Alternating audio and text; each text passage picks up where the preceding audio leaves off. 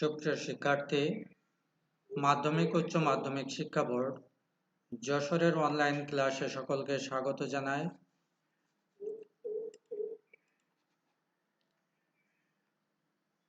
আমি police lines মাধ্যমিক বিদ্যালয়ের সহকারী শিক্ষক। আজ তোমাদের সামনে উপস্থিত হয়েছি ফিনান্স ও ব্যাংকিং বিষয় নিয়ে। প্রিয় শিক্ষার্থী, তোমরা বই খাতা কলম নিয়ে ক্লাসের জন্য প্রস্তুত হও।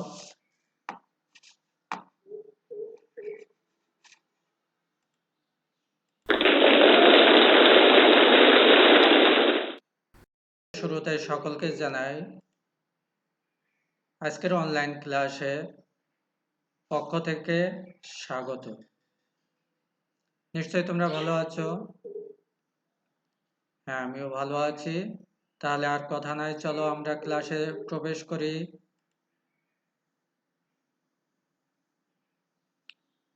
পরিচিতি। আজকে ক্লাসটি নবম এবং দশম শ্রেণীর শিক্ষার্থীদের জন্য। বিষয় ফিনান্স ও ব্যাংকিং। এটি একাদশ অধ্যায়ের দ্বিতীয় ক্লাস। আমি পরিমল কুমার দাস, সিনিয়র শিক্ষক, পুলিশ লাইন্স মাধ্যমিক বিদ্যালয় মাগুরা। এখানে মোবাইল নাম্বার দেওয়া আছে। যদি ক্লাসে বাইরে কারো কোনো প্রশ্ন থেকে থাকে তোমরা অবশ্যই প্রশ্ন করতে পারবে।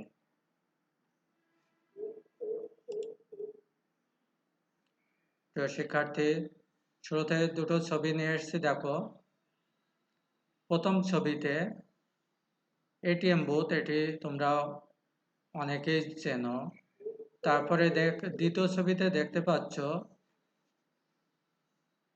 একটি প্লাস্টিক কার্ড। লেখা যদিও বোঝা যাচ্ছে না, তারপরেও তোমরা বুঝতে পারবে যে এটি হয় ডেবিট কার্ড না হলে ক্রেডিট কার্ড, যে কোনো একটি কার্ড হবে। তারপরে আরো একটি ছবি তোমরা দেখো, এখানে ব্যাংকে হিসাব খোলা হচ্ছে। কয়েকজন মহিলা একজন ব্যাংক কর্মকর্তার কাছে এসছে হিসাব খোলার জন্য। এখানে একটি ফর্ম আছে। তাহলে আজকের এই পাঠ শেষে তোমরা কি আজকে বলতে পারবে যে এখন এই কোন বিষয়টা নিয়ে আজকে আলোচনা করা হবে? অর্থাৎ আজকে পাঠের বিষয়বস্তুটা কি তোমরা বুঝতে পারবে? বলতে পারবে কেউ? হ্যাঁ, দেখো, তোমাদের মতের সাথে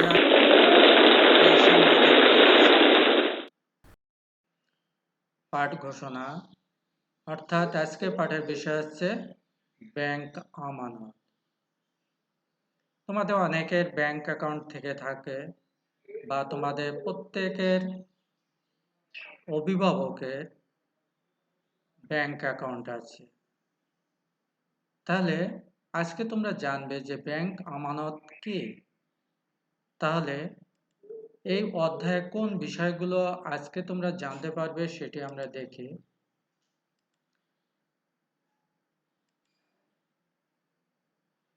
শিখন ফল, অর্থাৎ আজকে পাঠ শেষে তোমরা কি কি বিষয় জানতে পারবে। আজকের এই পাঠ শেষে তোমরা জানতে পারবে ব্যাংক হিসাব খোলার ক্ষেত্রে গ্রাহকের বিবেচ্য বিষয়সমূহ ব্যাখ্যা করতে পারবে। অর্থাৎ একজন ব্যক্তি ব্যাংক অ্যাকাউন্ট খুলতে চায়, তাহলে সেক্ষেত্রে সে বা তিনি কোন বিষয়গুলো বিবেচনায় নিয়ে আসবেন। তারপরে ব্যাংক হিসাব খোলার পদ্ধতিগুলো ব্যাখ্যা করতে পারবে।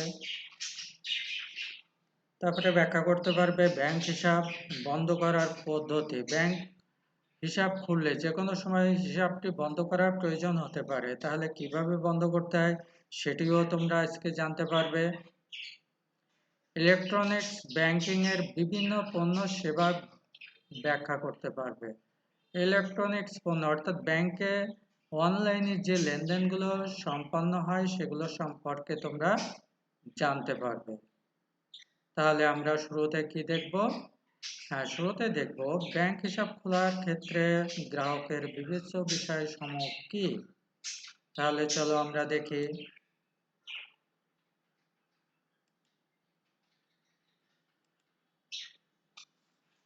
পাঠ উপস্থাপন। ব্যাংকে হিসাব খোলার বিবেচ্য বিষয়। দেখো,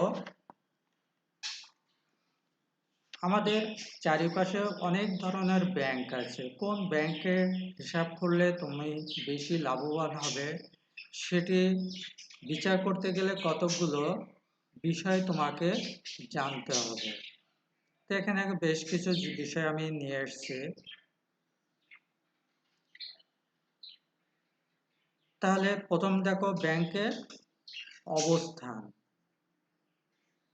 অর্থাৎ তুমি যে ব্যাংকে হিসাব খুলবে সেই ব্যাংকটি তোমার প্রতিষ্ঠান থেকে, অর্থাৎ তোমার ব্যবসা প্রতিষ্ঠান থেকে কত দূরে সেটি তোমাকে বিবেচনায় আনতে হবে। কারণ তোমার ব্যবসা প্রতিষ্ঠান এক জায়গায় আর ব্যাংক হলো অনেক দূরে। তাহলে দেখো, সেক্ষেত্রে কিন্তু অর্থ আদান প্রদান করতে বেশ ঝামেলার সৃষ্টি হবে এবং সময় ব্যয় হবে। তাহলে তুমি অবশ্যই চাইবে কোথায়, যে ব্যাংকটি হবে তোমার ব্যবসা প্রতিষ্ঠানের কাছাকাছি। তাহলে ব্যাংকের অবস্থানটা অবশ্যই তোমাকে বিবেচনায় নিয়ে আসতে হবে। এরপরে আছে দক্ষতা। ব্যাংকের কর্মচারীদের দক্ষতা ব্যাংক হিসাব খোলার একটি অন্যতম বিবেচ্য বিষয়। কারণ ব্যাংকের কর্মীরা যদি অদক্ষ হয় তাহলে ব্যাংকে গিয়ে লেনদেনের জন্য অনেকক্ষণ দাঁড়িয়ে থাকতে হয়, যেটি বিড়ম্বনার সৃষ্টি করে।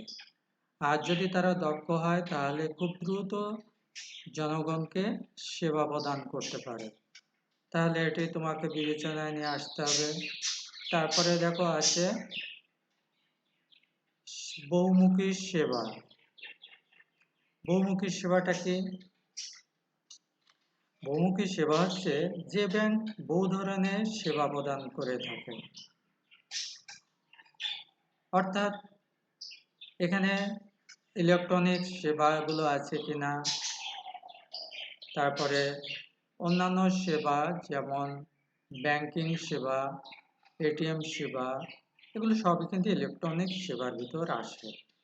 এই সমস্ত সেবাগুলো উক্ত ব্যাংকে আছে কিনা, মানি ট্রান্সফারের বিষয়টা, এসব বিষয়গুলো বিবেচনা করে তারপরে উক্ত ব্যাংকে হিসাব খুলতে হবে। এরপরে আছে কি বৈদেশিক বিনিময়। একটি ব্যাংকে সকল শাখা বৈদেশিক মুদ্রা বিনিময়ে অংশগ্রহণ করতে পারে না। তোমার যদি বৈদেশিক মুদ্রা বিনিময়ের প্রয়োজন হয় তবে যে ব্যাংক বৈদেশিক মুদ্রা বিনিময়ে অনুমতিপ্রাপ্ত শুধুমাত্র সেই ব্যাংকে তুমি হিসাব খুলবে। কারণ তুমি যখন ব্যবসা করবে তখন তোমার ব্যবসা নিশ্চয় একটি নির্দিষ্ট সীমার ভিতর আবদ্ধ থাকবে না। এক সময় কি হবে, বিভিন্ন দেশ বিদেশে ব্যবসা প্রতিষ্ঠানের সাথে ব্যবসা করা লাগতে পারে। তাহলে সেক্ষেত্রে দেখতে হবে যে তারা বৈদেশিক বিনিময় করে কেনা, অর্থাৎ এক দেশের সাথে অর্থ অন্য দেশের সাথে অর্থের বিনিময় বা প্রত্যয়নপত্র সহ অন্যান্য সুযোগ সুবিধা দিবে কিনা, এই সমস্ত বিষয় বিবেচনা করে তারপরে কিন্তু ব্যাংকে হিসাব খুলতে হয়। তারপরে আছে সুনাম। তোমরা জানো যে ব্যবসায়ের সুনাম কিন্তু একটা সম্পদ। তাহলে ব্যাংকের সুনাম হিসাব খোলার ক্ষেত্রে বিশেষ ভূমিকা পালন করে থাকে। যে ব্যাংক সবার পরিচিত এবং অনেক দিনের পুরাতন সেই ব্যাংকের সুনাম ভালো। তুমি দেখবে তোমার আশেপাশে অনেক ব্যবসা প্রতিষ্ঠান আছে। সে সমস্ত প্রতিষ্ঠানের ভিতর যে সমস্ত প্রতিষ্ঠানের সুনাম বেশি, অর্থাৎ দীর্ঘদিন ধরে বাজারে অবস্থান করছে এবং সুনামের সাথে ব্যবসা করছে, তাদের দোকানে দেখবা যে কি পণ্য ক্রয় বিক্রয় বেশি হয়। ব্যাংকিং এর ক্ষেত্রে ঠিক একই রূপ। পুরাতন পরিচিত যে ব্যাংকগুলো আছে তাদের সুনাম কিন্তু তুলনামূলকভাবে নতুন ব্যাংক অপেক্ষা বেশি। এ কারণে কি করা হয়, যে যেসব প্রতিষ্ঠানে বা যেসব ব্যাংকে সুনাম আছে সেখানে ব্যাংক হিসাব খোলা উত্তম শাখা। শাখা বুঝতে পারছো যে একটা প্রতিষ্ঠানের অনেকগুলো শাখা থাকতে পারে। অধিক শাখা সম্পন্ন ব্যাংক গ্রাহকের কাছে অধিক গ্রহণযোগ্য। অর্থাৎ যে ব্যাংকের কোনো অন্য স্থানে কোনো শাখা প্রশাখা নাই, সে সমস্ত ব্যাংকে কিন্তু সেবার মান তুলনামূলকভাবে কম। তাহলে দেখতে হবে যে ব্যাংকে তুমি হিসাব খুলতে চাচ্ছ, ওই ব্যাংকে যদি শাখা দেশের বিভিন্ন স্থানে থেকে থাকে, তাহলে তুমি বিভিন্ন স্থানে লেনদেন করতে স্বাচ্ছন্দ্য বোধ করবে। তাহলে বিষয়টা অবশ্যই তোমাকে বিবেচনায় আনতে হবে। তালিকাভুক্ত ব্যাংক কিনা। বাংলাদেশ ব্যাংক দেশের কেন্দ্রীয় ব্যাংক হিসেবে ভালো ভালো বাণিজ্যিক ব্যাংকগুলোকে তালিকাভুক্ত ব্যাংক হিসেবে তালিকাবদ্ধ করে। তাহলে তুমি যে ব্যাংকটি হিসাব খোলার জন্য বিবেচনা করেছ, সে ব্যাংকটি কেন্দ্রীয় ব্যাংকের তালিকায় অন্তর্ভুক্ত আছে কিনা সেটিও একটু কিন্তু খোঁজ নিতে হবে। কারণ কি, কেন্দ্রীয় ব্যাংকের নিয়ন্ত্রণে থাকা ব্যাংক আর অন্য ব্যাংক, এদের ভিতর কিন্তু একটু পার্থক্য থাকে। তাহলে ব্যাংক হিসাব খোলার ক্ষেত্রে বিষয়টা অবশ্যই তোমাকে মূল্যায়ন করতে হবে। ঋণ সুবিধা। ব্যাংকে যে তুমি লেনদেন করছো, সেক্ষেত্রে ব্যবসা চালানোর সময় তোমার অনেক সময় কি হয়, ঋণের প্রয়োজন হয়।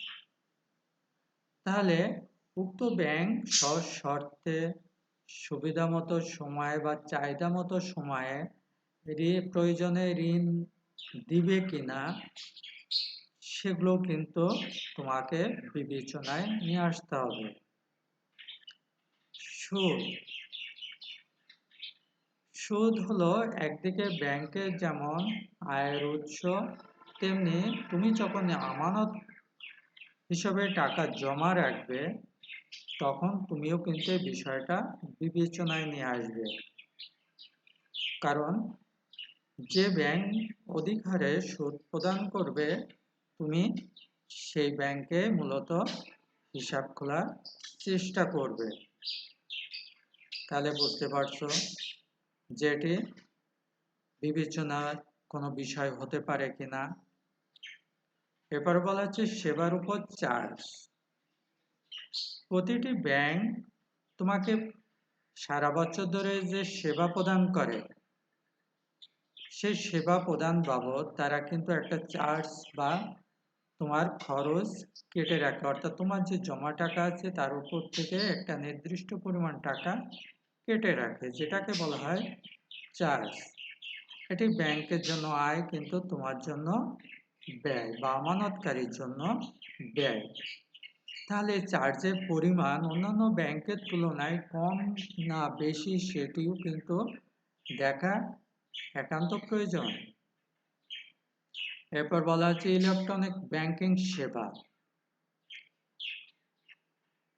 বর্তমান ডিজিটাল যুগে ইলেকট্রনিক ব্যাংকিং সেবা আছে কিনা এটি কিন্তু তোমাকে অবশ্যই খোঁজ নিতে হবে। যেসব bank online any branch banking, ATM সহ অন্যান্য ব্যাংকিং পণ্য বা সেবা সুযোগ দিবে কিনা এগুলো বিচার বিবেচনা করে তারপরে কিন্তু তোমাকে ব্যাংকে হিসাব খুলতে হবে। কারণ তুমি যে ব্যাংকে হিসাব খুললে ওই ব্যাংকের এটিএম সুযোগ অন্য কোথাও নাই, বা টাকা লেনদেনের ক্ষেত্রে সমস্যার সৃষ্টি হতে পারে। তাহলে সেক্ষেত্রে কি হবে, তুমি কিন্তু ব্যবসা করতে গিয়ে অনেক সময় জটিলতার সম্মুখীন হতে পারো। তাহলে তোমাকে ইলেকট্রনিক ব্যাংকিং বিভিন্ন সেবা দিবে কিনা সেগুলো খতিয়ে দেখতে হবে। তাহলে প্রিয় শিক্ষার্থী, তোমরা যদি কোনো ব্যাংকে হিসাব খুলতে চাও, তাহলে কিন্তু এই বিষয়গুলো অবশ্যই বিবেচনায় নিয়ে আসবে, বা একজন ব্যবসায়ী যখন একটা ব্যাংক অ্যাকাউন্ট খুলবে তখন কিন্তু এই বিষয়গুলো বিবেচনা করে তারপরে উক্ত ব্যাংকে ব্যাংক হিসাব খুলবে। তাহলে এই বিষয়গুলো সম্পর্কে যদি কারো কোনো প্রশ্ন থেকে থাকে তোমরা প্রশ্ন করতে পারো। হ্যাঁ প্রিয় শিক্ষার্থী, যেহেতু প্রশ্ন নাই তাহলে বুঝতে পারছি যে তোমরা বিষয়টা বুঝতে পেরেছো। ধন্যবাদ। তাহলে এখন দেখব আমরা ব্যাংকে হিসাব খোলার পদ্ধতি। মনে করো তুমি ব্যাংকে একটি হিসাব খুলতে চাও, তাহলে সেক্ষেত্রে কি কি করতে হবে? তাহলে প্রথম কি করবে? প্রথমে ব্যাংক সিলেকশন করলে যে কোন ব্যাংকে তুমি হিসাব খুলতে চাও। তারপরে গ্রাহকদের চাহিদা এবং উদ্দেশ্য অনুযায়ী ব্যাংকে বিভিন্ন রকমের হিসাব খুলতে পারে। তোমরা জানো ব্যাংকে সাধারণত 3 ধরনের হিসাব খোলা হয়। কি কি? চলতি, সঞ্চয়ী আর স্থায়ী। এই 3টা হিসাব খোলা হয়। ব্যবসায়ীরা সাধারণত কোন হিসাব খুলে থাকে? হ্যাঁ, ব্যবসায়ীরা সাধারণত চলতি হিসাব খুলে থাকে, কারণ এখানে অনেক সুযোগ সুবিধা পাওয়া যায়। অর্থাৎ দিনে যতবার খুশি টাকা জমা দেওয়া যায় এবং উত্তোলন করা যায়, যেটি ব্যাংক ব্যবসায়ীদের দিয়ে থাকে এই সুযোগ। এবং এই সুযোগের জন্য আমানতকারীরা ব্যাংকে চলতি হিসাব খুলে থাকে। আর সঞ্চয় হিসাবে যখন খুশি টাকা জমা দেওয়া যায়, কিন্তু সপ্তাহে দুবারের বেশি টাকা উত্তোলন করা যায় না। আর যদি একান্ত তুলতে হয় তাহলে সেক্ষেত্রে কিন্তু ব্যাংক ম্যানেজারের অনুমতির প্রয়োজন হয়। তাহলে কাদের জন্য কোন ব্যাংক হিসাব কেমন হবে বুঝতে পারছো? তবে শুধু মেয়াদি সঞ্চয়ের ক্ষেত্রে গ্রাহক কিন্তু মেয়াদি হিসাব খুলে থাকে। এছাড়া যে কোনো ধরনের হিসাব খোলার ক্ষেত্রে গ্রাহককে প্রথমে গ্রাহক পরিচিতি ফর্ম পূরণ করতে হয়। প্রথমে কি বলা হচ্ছে? তুমি একটি ব্যাংকে হিসাব খুলতে চাও, তাহলে কি করবে? তোমাকে একটি গ্রাহক পরিচিতি ফর্ম নিয়ে আসতে হবে। সেটি কোথা থেকে পাবে? হ্যাঁ, ব্যাংক থেকে পাবে। অর্থাৎ ব্যাংকে গেলে তোমাকে একটি পরিচিতি ফর্ম দেবে। আর কি কি জিনিস লাগবে সেগুলো দেখে নাও। গ্রাহকের নাম, বর্তমান ঠিকানা, স্থায়ী ঠিকানা, আয়ের খাত, জাতীয় সনদপত্র, পাসপোর্টের কপি, পেশা, আমানতের টাকার পরিমাণ, নমিনির নাম। নমিনি কি তা তোমরা পরে জানবে। তারপরে একটু টাচ দিই। নমিনি হচ্ছে, তোমার মনে করো আমি ব্যাংকে হিসাব খুলেছি, আমার নামে ব্যাংকে টাকা আছে, এবার আমার অনুপস্থিতিতে অর্থাৎ আমার অবর্তমানে উক্ত টাকা কে পাবে সেটি কিন্তু আমি নির্বাচন করে যাব। তাহলে আমার অবর্তমানে সেই ব্যক্তি কিন্তু উক্ত টাকার মালিক হবে। সে হচ্ছে নমিনি। তার একটি ছবিও লাগবে যাতে ব্যাংকাররাও ছবি দেখে চিনতে পারে।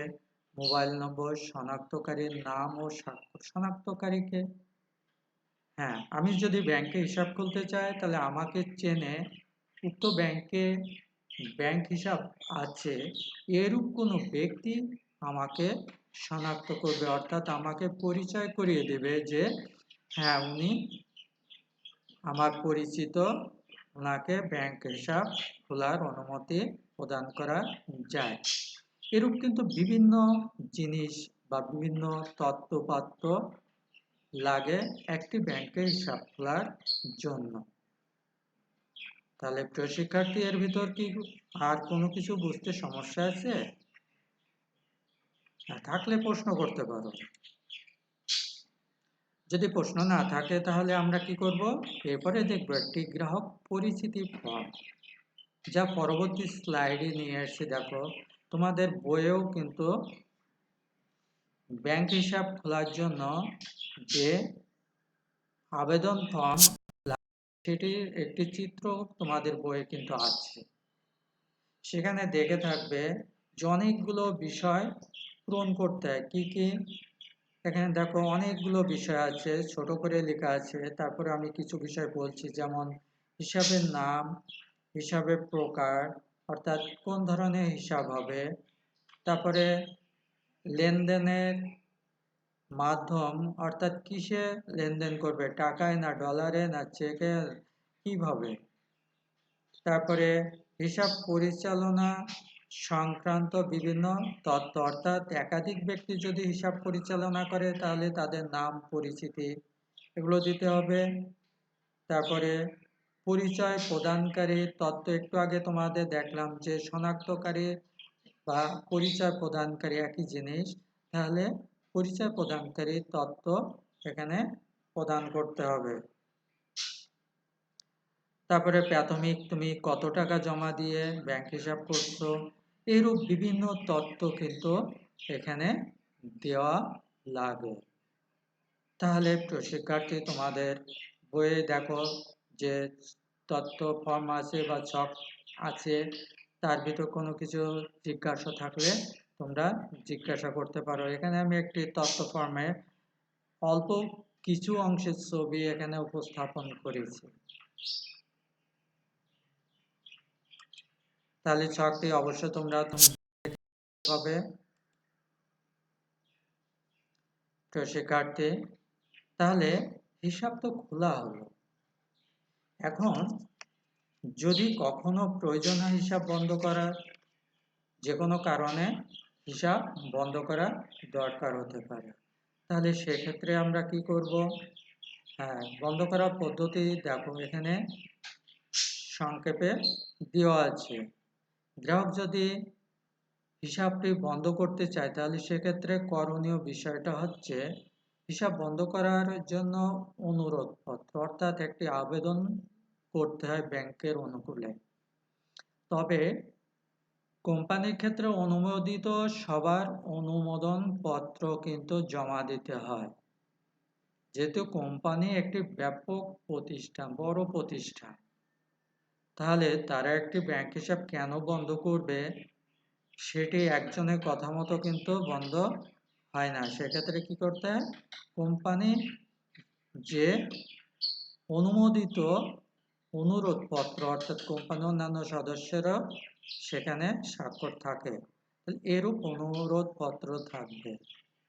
তারপরে আর কি কি করতে হবে? তুমি ব্যাংক থেকে যা যা পেয়েছো, যেমন অব্যবহৃত চেক বই, পাসবই, যদিও এখন পাসবই দেওয়া হয় না, একসময় কিন্তু পাসবই থাকতো, যা থেকে তুমি সহজে বুঝতে পারতে তোমার ব্যাংক অ্যাকাউন্টে কত টাকা জমা আছে বা কোন তারিখে কত টাকা উত্তোলন করেছে। এখন কিন্তু এই পাসবইটা দেওয়া হয় না।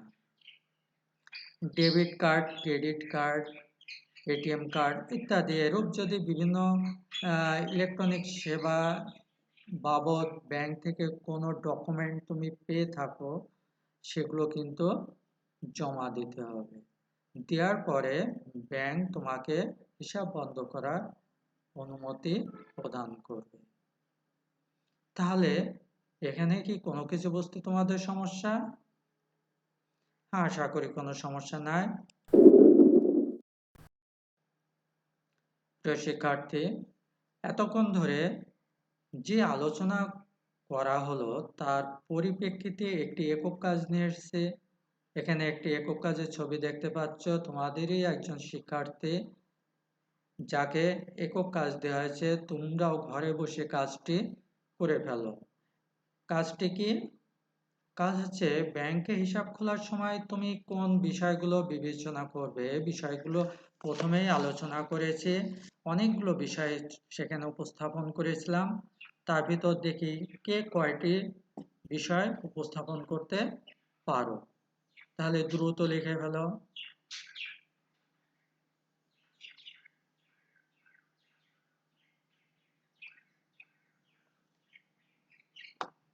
হ্যাঁ, প্রিয় শিক্ষার্থী, নিশ্চয় তোমরা লিখতে পারবে, কারণ এ নিয়ে আলোচনা করা হয়েছে।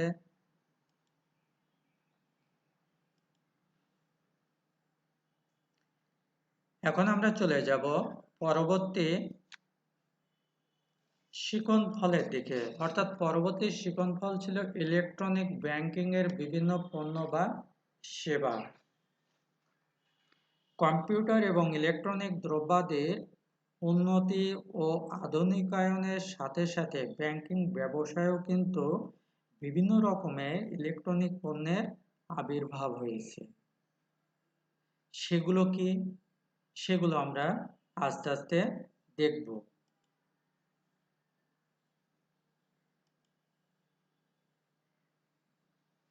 দেখো প্রিয় শিক্ষার্থী, এখানে কতগুলো ছবি নিয়ে এসেছি, ছবিগুলো তোমরা চিনতে পারছো কিনা? একটা আছে ডেবিট কার্ড, একটা দেখতে পাচ্ছ যে মোবাইলের মাধ্যমে অর্থ আদান প্রদান হচ্ছে। এখানে এটিএম বুথ দেখতে পাচ্ছ। তারপরে নিচে আবার দেখতে পাচ্ছ যে মোবাইলের মাধ্যমে বা এসএমএস এর মাধ্যমে অর্থ আদান প্রদান হচ্ছে। তাহলে এখন দেখব যে যে সকল ইলেকট্রনিক ডিভাইস ব্যবহার করে ব্যাংকিং লেনদেন সম্পন্ন করা হয় তাকে ইলেকট্রনিক ব্যাংকিং পণ্য বলে। তোমাদের স্বভাবতই প্রশ্ন আসতে পারে যে ইলেকট্রনিক ব্যাংকিং কি? তাহলে সহজে বা সংক্ষেপে কি বলা যায়, যে সকল ইলেকট্রনিক ডিভাইস, যে প্রত্যেকটাই এখানে চিত্রে যে বিষয়গুলো দেখতে পাচ্ছ সবগুলো কিন্তু এক একটা ডিভাইস, সব ইলেকট্রনিক ডিভাইস। তাহলে ইলেকট্রনিক ডিভাইস ব্যবহার করে ব্যাংকিং লেনদেন করা হয়, তাই এগুলোকে ইলেকট্রনিক ব্যাংকিংও বলা হয়।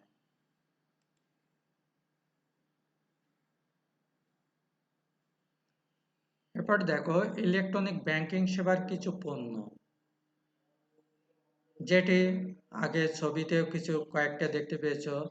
সেগুলো কি কি?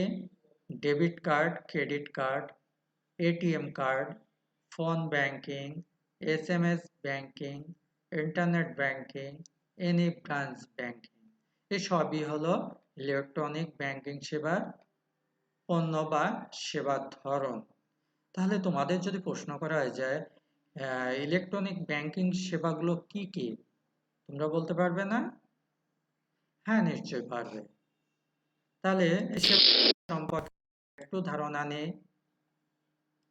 এখানে দেখো ডেবিট কার্ড এবং ক্রেডিট কার্ড, দুটি কার্ড নিয়ে আসা হয়েছে। তা বলা হচ্ছে এটা এক ধরনের ইলেকট্রনিক প্লাস্টিক কার্ড যা ব্যাংক তার গ্রাহকের জন্য ইস্যু করে থাকে। এই কার্ডের মাধ্যমে নগদ টাকা ছাড়া গ্রাহক কেনাকাটা করতে পারে এবং প্রয়োজনে এটিএম মেশিন থেকে নগদ টাকা উত্তোলন করতে পারে। এরূপ কার্ড কিন্তু একজন ব্যক্তির জন্য অনেক হেল্পফুল। তোমার কাছে অর্থ নাই, তুমি তোমার অ্যাকাউন্টে টাকা আছে, তুমি কিন্তু দেশের যে কোনো প্রান্ত থেকে আর্থিক লেনদেন করতে পারো। এখানে আরো একটি চিত্র দেখতে পাচ্ছ, নিশ্চয়ই বলতে পারবে এটা কিসের চিত্র?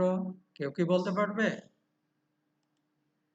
হ্যাঁ প্রিয় শিক্ষার্থী, এটি এটিএম বুথ, যেখান থেকে 24 ঘন্টা টাকা উত্তোলন করা যায়। এটিএম, যার সম্পূর্ণ অর্থ অর্থাৎ ফুল মিনিং হলো অটোমেটেড টেলার মেশিন, অর্থাৎ এখানে ইলেকট্রনিক একটি যন্ত্র থাকে যার মাধ্যমে গ্রাহক ব্যাংকের কর্মচারীর উপস্থিতি ছাড়াই প্রাথমিকভাবে কিছু ব্যাংকিং লেনদেন সম্পন্ন করতে পারে, যেমন টাকা উত্তোলন, হিসাবের বিবরণী ইত্যাদি। এই বিষয়গুলো কিন্তু জানতে ব্যাংকারের প্রয়োজন হয় না এবং তুমি দেশের যে কোনো প্রান্ত থেকে এই বুথ থেকে তুমি তোমার তথ্য পেতে পারো। তাহলে বুঝতে পারছো যে ইলেকট্রনিক যন্ত্র বা ইলেকট্রনিক পণ্য কিভাবে তোমাকে সাহায্য করবে। এরপরে দেখতে পাচ্ছ এখানে ফোন ব্যাংকিং, অর্থাৎ ফোনের মাধ্যমেও কিন্তু ব্যাংকিং কিছু লেনদেন করা যায়। টেলিফোন ব্যাংকিং এক ধরনের ব্যাংকিং সেবা যার মাধ্যমে গ্রাহক ব্যাংকিং লেনদেন ফোনের মাধ্যমে সম্পন্ন করে থাকে। যেমন উদাহরণ হিসেবে বলতে পারি যে আজকে আমি আমার ল্যাপটপের জন্য একটি ব্যাটারি কিনেছি ঢাকা থেকে, কিন্তু ঢাকায় যে কিনে দিয়েছে তাকে পাঠানোর জন্য কিন্তু আমি ফোন থেকে টাকা বিকাশ করে পাঠিয়ে দিয়েছি। তাহলে এটা একটা ফোন ব্যাংকিং এর একটু চমৎকার উদাহরণ, বুঝতে পারছো? এরূপ অনেক লেনদেন কিন্তু ফোনের মাধ্যমে করা যায়। তার আরেকটি নমুনা এখানে দেখতে পাচ্ছ, SMS banking system. Mobile SMS এর মাধ্যমে বিভিন্ন ব্যাংকিং সেবা প্রদান করাকে এসএমএস ব্যাংকিং বলে, অর্থাৎ এসএমএস এর মাধ্যমে কিন্তু এই লেনদেনটা সম্পন্ন করা যায়।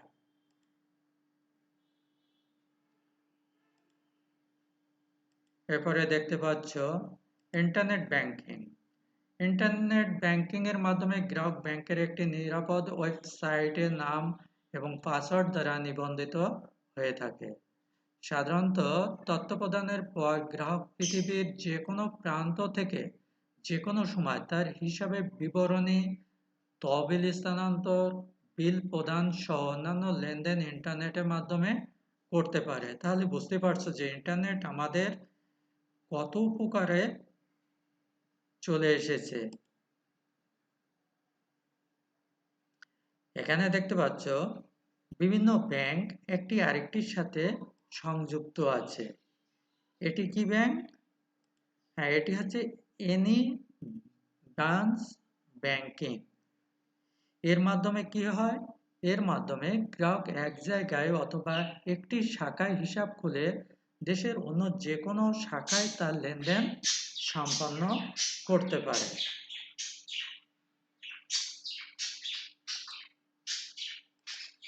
তাহলে প্রিয় শিক্ষার্থী, এই ইলেকট্রনিক ব্যাংকিং সম্পর্কে যদি কারো কোনো প্রশ্ন থাকে করতে পারো, আর যদি প্রশ্ন না থাকে তাহলে আমরা ক্লাসের শেষের দিকে চলে এসেছি। তাই এখানে একটি বাড়ি কাজ নিয়ে এসেছি। কাজটি কি? কাজটি হলো ডেবিট কার্ড ও ক্রেডিট কার্ডের মধ্যে পার্থক্য নির্ণয় করতে হবে। তোমাদের ডেবিট কার্ড কি, ক্রেডিট কার্ড কি, এটিএম কার্ড কি, প্রত্যেকটি সম্পর্কে বিস্তারিত আলোচনা করেছি। অতএব এ সম্পর্কে আশা করি তোমরা লিখতে পারবে। তাহলে এটি আগামী ক্লাসে